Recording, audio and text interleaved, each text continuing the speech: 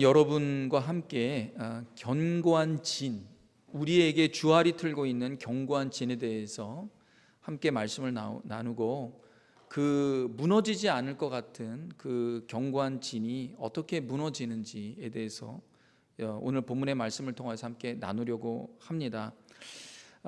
참 이 견고한 진들은요, 우리가 앞으로 믿음의 진보를 굉장히 가로막고 또 신실하게 주님 바라보며 하나님 나라 바라보도록 하는 것을 자꾸만 이렇게 방해하고요, 그런 것들이 있습니다. 여러 견고한 진이 있는데 이건 정말 무너뜨리려고 해도 무너지지 않는 것들이 있어요. 실은 이런 견고한 진은 우리의 힘으로는 불가능합니다. 우리의 힘으로는 불가능해요. 그럼 어떤 견고한 진들이 있는지 오늘 사도 바울이 두 가지에 대해서 이야기를 합니다. 이제 하나는 뭐냐면 세상의 각종 이론이라는 거예요. 이게 뭐냐? 지식, 사상, 세상의 어떤 철학들, 또 종교들, 이런 것들을 말해요. 또 하나는 뭐냐면 우리 내적으로 있는 하나님을 불순종하는, 태초부터 아담 때부터 지금껏까지 청개구리처럼 하나님 말씀을 불순종하는, 불순종이 쉬운, 그럼 순종이 쉬워요? 불순종이 쉬워요? 불순종이 쉽죠. 불순종은 가르치지 않아도 다 그래요.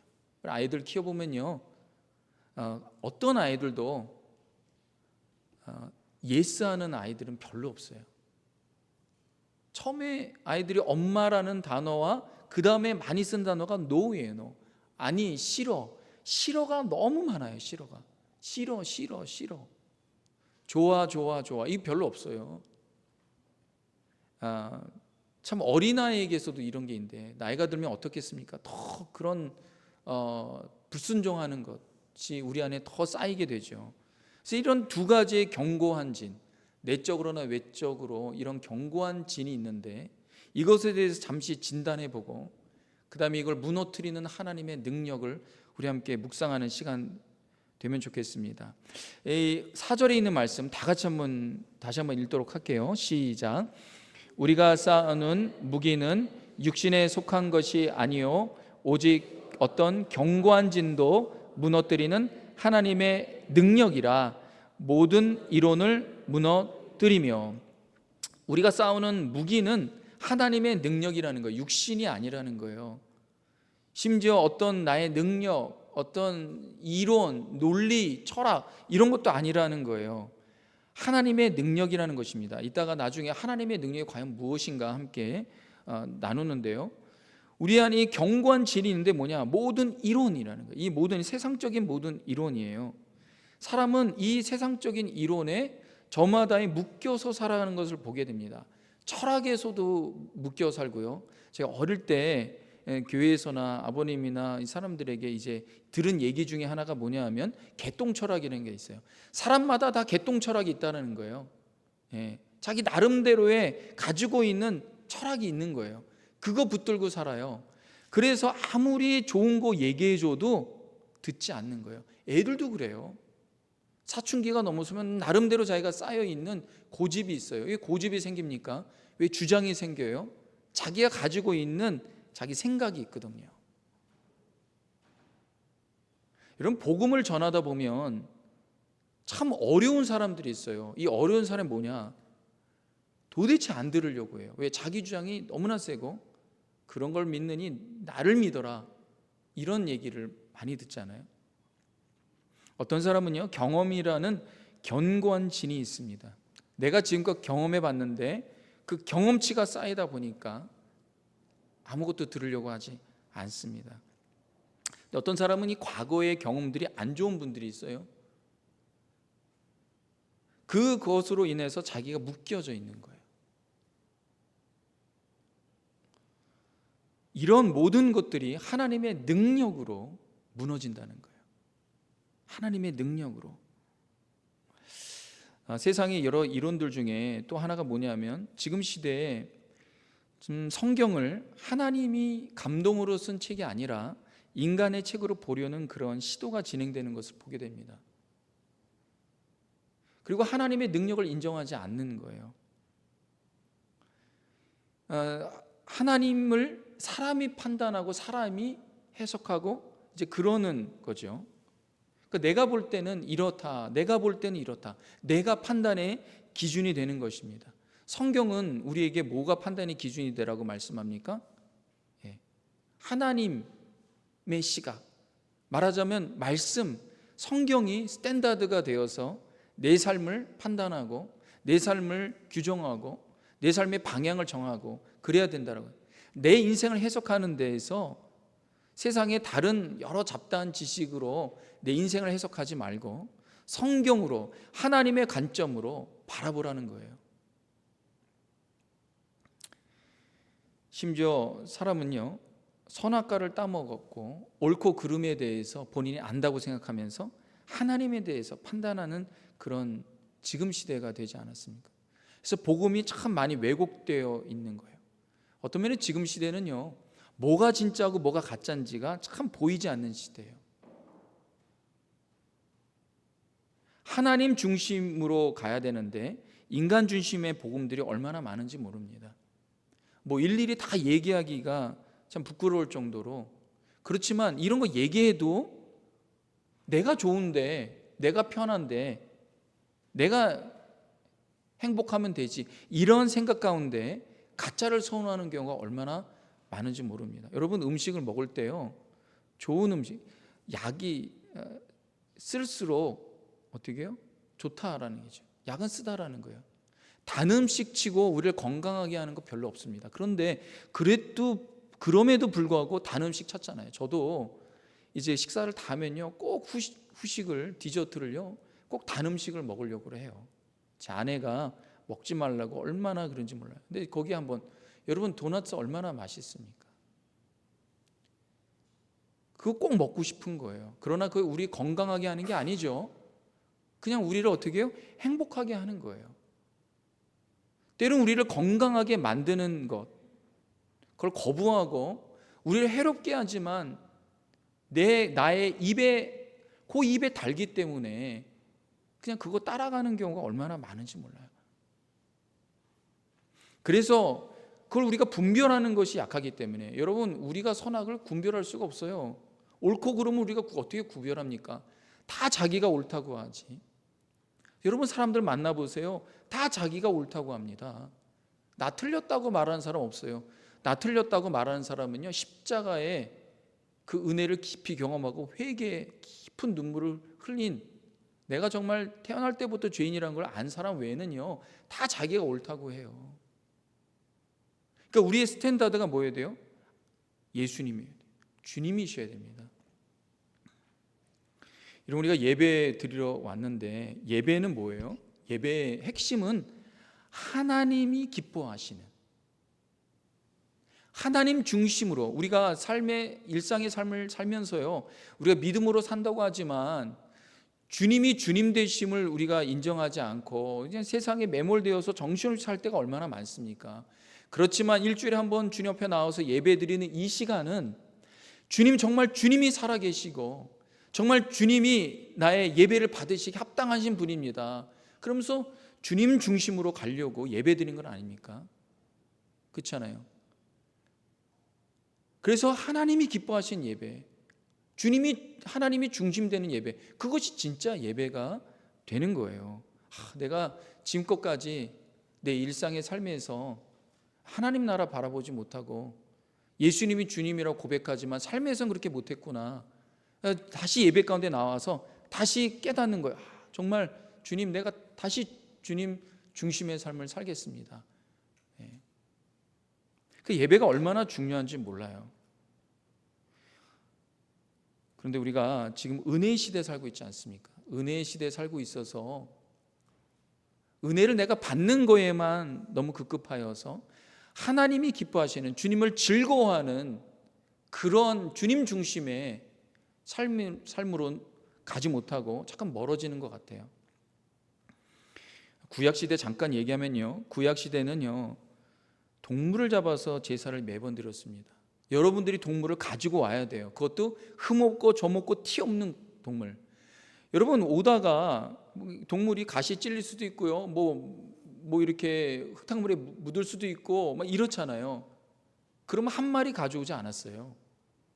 여러 마리 갖고 왔어요. 그 중에서 가장 크먹고 티 없는 걸 주님 앞에 드렸어요. 근데 드릴 때도요, 자칫 잘못해서 주님이 말씀하신 그 말씀에 따라 제사를 드리지 않으면 제사가 다 뭐예요? 파토나는 거예요. 다시 드려야 되는 거예요. 주님이 기뻐 받으시지 않는 제사라는 거죠. 왜 하나님께서 이스라엘 백성들에게 그렇게 했습니까? 사람들이 다 자기 중심으로 살아가기 때문에, 그래서는 자기 중심으로는 전쟁만 나는 거예요. 여러분, 이 시대에 전쟁이 왜 납니까? 자기가 옳다 그러는 거예요.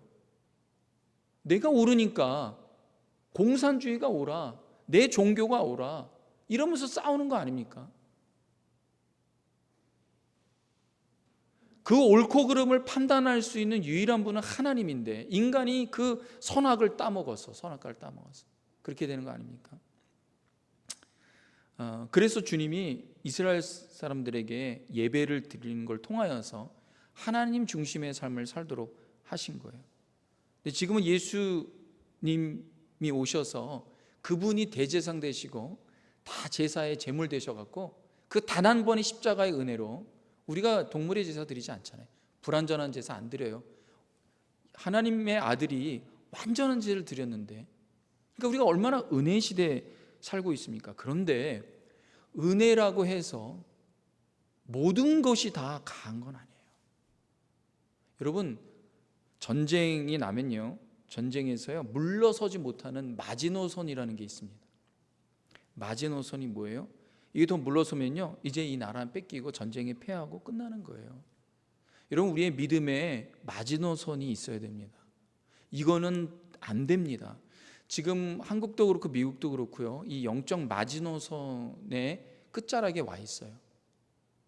유럽은 이미 그 마지노선이 무너져 갖고, 지금 유럽은 과거에 오래전엔 선교의 나라였지만 지금 선교를 받아야 되는 나라들이 되었어요. 왜? 영적 마지노선이 무너지면서 신앙의 댐이 공동체 전체가 다 무너져 붕괴됐어요. 여러분, 영적 싸움이 얼마나 치열한지 모릅니다. 지금 제가 알고 있는 많은 목사님들이요, 공교육에 자녀들을요 보내지 않으려고요, 많은 경우 홈스쿨링 하는 크리스천들이 많아져요. 제가 2세들을 이제 하고 얘기를 하다 보면요, 그 얘기를 합니다. 서부는 그게 너무 심하고요, 점점 동부까지 오고 있어요. 많은 경우가 무너져 있어요. 교단적으로도요 보면요, 미국에 있는 그 이제 장로교나 감리교나 이러한 교단에서 성경과의 그 관점에서 좀 반하는, 뭐 나름대로의 생각이 있겠죠. 나름대로 얼마나 많은 생각들이 있겠습니까? 그러나 성경이 말하면 그 말한 대로 따라가려고 애를 써야 되는 것이 우리를 살리는 거예요. 성경이 뭐예요? 하나님의 감동으로 된 것으로. 성경을 어떻게 해요? 너희가 연구하고 알고 성경에서 어떻게 영생을 얻는 줄 알라 그랬잖아요. 그래서 말씀을 통해서 뭐예요? 우리를 살리는 거 아닙니까? 말씀을 따라서 순종하고 그대로 할 때 우리가 해가 되는 건 없어요. 다 우리를 살리는 거지. 근데 교단 자체도, 예를 들어서 동성애 같은 경우, 여러분, 동성애는 성경에서 분명히 죄로 규정했어요. 세상은 모르더라도 교회는 좀 지킬 줄 알아야 돼요. 이 마지노선이 있거든요. 동성애자를 미워하고 뭐 그를 학대하고 그러란 말이 아니에요. 동성애도 도둑질이나 살인이나 간음이나 이러한 것들과 같이 동일한 죄라는 거예요. 성경이 그렇게 얘기하고 있어요. 하나님은 남자와 여자를 만드셨다. 결혼이라는 것은 남성과 여성이 하는 거다. 성경이 분명히 얘기하고 있어요. 그렇게 얘기하는 것은 성경밖에 없으니까 성경이 엄청나게 공격을 당하는 거예요.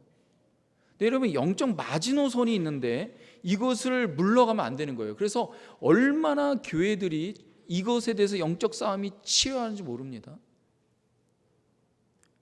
이게 무너져 보십시오. 그래서 어떤 교회들은요, 참 그 교회를 제가 높이 평가합니다. 뉴저지도 그렇고 각 교회들이요, 나는 교단의 이런 동성애적인 이런 것을 받아들일 수 없다라고 해서 그 교회에 있는 모든 건물들과 이런 것들을 다 어떻게 해요? 다 남겨놓고 수십만 불, 수백만 불, 심지어 수천만 불에 대한 그런 것들을 다 남겨두고요. 어떻게 해요? 떠나오는 거예요. 멋집니다. 멋지. 귀한 건 아닙니까? 너무 귀한 거 아니에요? 왜요? 내가 물러설 수 없다는 거예요. 여기에 더 이상 내가 물러서면 이 공동체가 무너지는, 믿음의 공동체가 무너지고 우리 자녀들 다음 세대에 희망이 없다는 거예요. 여러분 개인적으로도요, 영적 마지노선을 정하시기 바랍니다. 세상의 여러 가치관이 가운데 합리화한, 정당화하는 것 아니에요. 사랑하는 성도 여러분, 하나님께서 우리에게 말씀을 주셨는데 그 말씀을 잘 알고 깨닫고 주님께서 주신 그 말씀이 그런가요? 열심히 상고하고 붙들고 나아가서 영적 싸움 가운데서 꼭 승리할 수 있는 우리 교회 되길 주님의 이름으로 축원합니다. 또 두 번째 견고한 진이 뭐예요? 불순종의 진이에요. 불순종의 진. 참 이 과거에도 그렇고 지금도 그렇고요, 주님이 말씀 이거 하라 그러면 하지 않고 하지 말라 그러면 하고 싶은 게 인간의 마음 아닙니까? 하라 그러는 건 꼭 안 해요. 하지 말라 그런 건 꼭 찾아서 해요. 주님께서 에덴이라는 그런 아름다운 동산에 수만 가지의 과일을 주시고 딱 한 그루 선악과만 따먹지 말라 그러는데 왜 굳이 선악과를 따먹습니까? 만 가지 이상의 과일은 왜 안 먹고 왜 선악과만 자꾸만 따먹어요? 이 구약에 보면요, 하나님께서 이스라엘 백성들에게 이제 말씀하실 때요, 우상 숭배하지 말라 그러는데 그 동시에 금송아지를 만들어요. 안식일을 기억하여 거룩히 지키라, 일하지 말라 그러는데 꼭 그 말씀할 때 바로 그 주에 안식일에 나아가서 만나를 줍고 그래요. 다른 불로 제사하지 말라 그러는데 꼭 다른 불로 뭐 어때, 아무 불이나 뭐 드리면 되지 뭐, 이렇게 생각을 해요.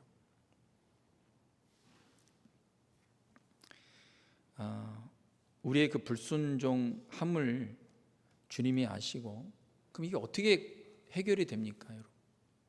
주님의 말씀에 순종하여 따라가는 것이 어떻게 가능합니까? 순종이 능력인데 지금 우리의 힘으로는 안 되거든요. 그래서 하나님께서 예수 그리스도를 이 땅에 보내셨어요. 그럼 예수님 믿으면 우리가 순종할 수 있는 능력이 생기는 이유가 뭐냐? 예수님은 십자가에 고난 받으시고 죽기까지 순종하셨어요. 예수님은 하나님 아버지의 말씀을요, 한 번도 불순종한 적이 없어요. 하나님이시고 인간이신데 여러분 죽고 싶겠습니까? 전혀 죽고 싶지 않죠. 죽고 싶지 않은 그분이 주님의 말씀을 순종한 거예요. 그게 십자가지죠.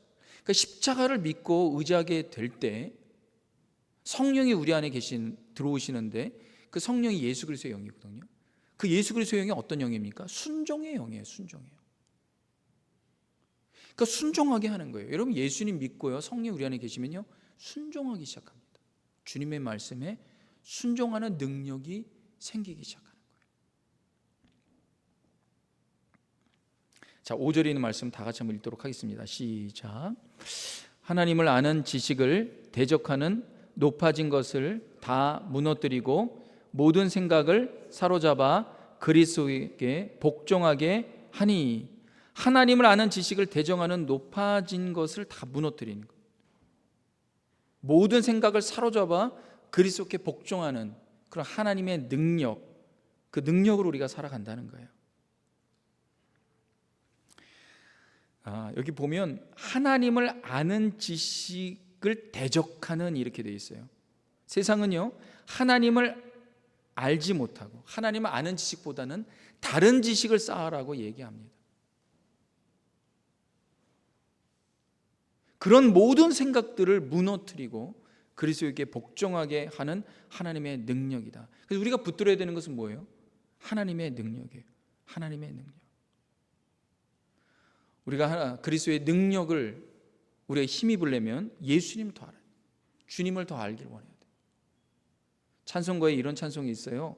예수도 알기 원함은 크고도 넓은 은혜요. 예수도 알기 원함은 크고도 넓은 은혜와 대속해 주신 사랑을 간절히 알기 원하네. 내 평생의 소원, 내 평생의 소원, 대속해 주신 사랑을 간절히 알기 원하네. 여러분, 우리가 그리스도인이 되면은 예수님도 알기를 원합니다. 이것이 내 평생의 소원입니다. 여러분, 이런 찬양, 여러분의 고백과 찬양이 되길 바라요. 내가 정말 평생에 주님도 아는 그런 은혜가 있길 원합니다. 여러분, 예수님 알게 되면 알게 될수록 우리 안에 하나님의 능력이 생깁니다. 그리스도의 영이 충만하면 충만할수록 순종하는 영이 생기는 거예요. 순종하는. 다른 게 아니에요. 내가 지금 예수님으로 충만하냐 안 충만하냐, 뭘 통해서 알 수 있냐면 내가 지금 순종하냐 안 순종하냐, 주님의 말씀 순종하냐 안 순종하냐. 순종하는 것은 주님의 영으로 충만하기 때문에 가능한 것이에요. 여러분, 거센 세속적 가치관이 얼마나 우리의 신앙을 흔들어 놓는지 모릅니다. 그 모든 이론과 모든 생각, 그걸 통하여서 하나님께 나아가기보다는 우리의 주장을 덮이는 거예요. 여러분, 우리가 기도할 때 주님 나를 주장하여 주시옵소서, 이런 기도하잖아요. 주님 나를 주장하여 달라고. 여러분, 이게 무슨 뜻이에요? 이게 무슨 뜻이에요? 오늘 말씀에 보면은요, 여기에 5절에 있는 말씀 보면요, 하나님을 아는 지식을 대적하는 높아진 것을, 이 높아진 것이라는 말이요, 주장하는 것을, 뭐냐면 하나님보다 내 지식을 더 주장하는 것, 이걸 말하는 거예요. 이 주장이라는 것이 뭐예요? 이 사전적 의미가 이거예요. 주장이라는 사전적 의미는요, 뭐 팀의 주장 이런 게 아니라, 팀의 리더 이런 말이 아니라, 주장이라는 것은 뭐냐면 자기의 주의나 자기의 의견을 굳게 세우는 것을 말해요. 그러니까 주님 나를 주장해 달라고 기도하는 것은 뭐냐면, 내가 주님보다 내 주장, 내 의견 이것을 더 세워서 내 인생을 내가 주인 되어 살아가는 게 아니라, 주님이 내 인생의 주인이 되시니까 주님의 생각, 주님의 뜻, 주님의 계획, 주님의 의견을 내 인생에 세워달라고 그렇게 기도하는 게 바로 주님 나를 주장해 달라는 거예요. 우리의 주장이 아니라 주님의 주장이 되는 거예요. 근데 사람마다 다 자기 주장이 있잖아요. 그럼 말씀을 봐도요, 자기 주장대로 보는 우가 있어요. 우리 연약함이 있잖아요. 성경을 볼 때 내 생각엔 이래. 여러분, 성경을 내 생각으로 보는 게 아니에요. 성경 뭐예요? 성경의 생각대로 보는 거예요. 그래서 여러분, 왜 그렇게 많은 이단과 많은 사이비가 나타납니까? 왜 그래요? 지금 통계를 보니까 한국에 자칭 예수고 그리스도라고 하는 사람들이 50명이 있대요. 등록된 사람들. 등록 안 된 사람만 합치면요 100여 명이 넘어간대요. 예수라는 거예요. 그런데 놀라운 건요, 또 내가 예수라고 말하는데 그걸 따라가는 사람이 적게는 50명에서 많게는 수천 명까지 돼요. 왜 그래요? 왜 그럽니까? 왜 그런 일이 일어나요? 내 생각대로 성경을 보기 때문에 그래요. 내 주장을 피기 때문에 그래요. 그래서 우리가 얼마나 기도가 필요하고, 우리가 얼마나 주님이 뭐라고 말씀하시니 거기 귀 기울이는 것이 필요한지 모릅니다. 근데 우리는 우리 주장을 피니까 하나님의 능력이 필요하잖아요. 그럼 하나님의 능력이 우리가 어떻게 덧입혀져야 되는가? 사도 바울이 이렇게 이야기합니다. 고린도전서 1장 18절 말씀 다 같이 한번 읽도록 하겠습니다. 시작. 십자가의 도가 멸망하는 자들에게는 미련한 것이요 구원을 받는 우리에게는 하나님의 능력이라, 이렇게 말하고 있어요. 고린도전서, 지금 우리가 읽은 본문의 말씀은 고린도후서잖아요. 고린도전서의 1장부터 고린도 교회에게 하나님의 능력이 뭐냐 이거예요. 하나님의 능력 뭐라고 얘기합니까? 십자가의 도라는 거예요. 십자가의 도, 십자가의 도라는 거예요.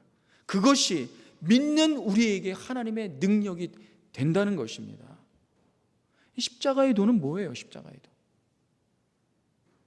십자가의 도는 그리스도가 짊어진 십자가의 의미를 말하는 거예요. 십자가의 메시지를 말해요. 십자가의 메시지가 뭐냐는 거예요. 여러분, 십자가의 메시지가 무엇입니까? 십자가의 메시지가 뭐예요?